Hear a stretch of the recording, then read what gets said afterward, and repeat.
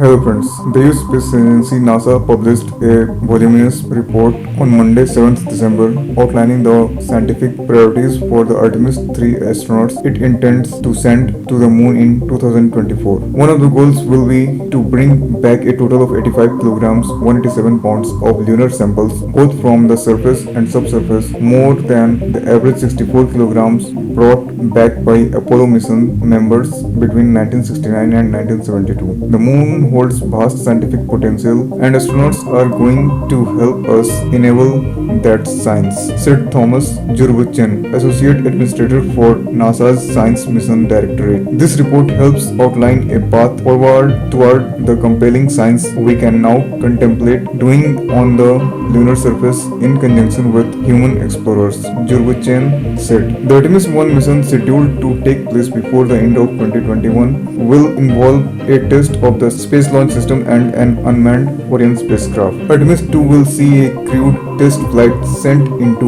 orbit in 2023 but will not involve an actual landing on the moon. Artemis 3 is to send astronauts, including the first woman, to the moon in 2024. In the 188-page report, NASA set 7 scientific objectives for the Artemis 3 mission, including understanding planetary processes. The astronauts will only have maximum of 6.5 days on the moon, and the report provides a resource for mission planners who will be developing their surface activities. Among the recommendations from the experts in establishing a real-time data and video link to a science support team on the ground which can back up the astronauts. They also suggested the development of lighter scientific instruments which are capable of carrying out more than one investigation or measurement. In addition, they said NASA should consider pre-positioning science assets in the vicinity of the Artemis 3 landing sites. This could consist of an inert cache of tools, instruments to be accessed by crew upon arrival, and or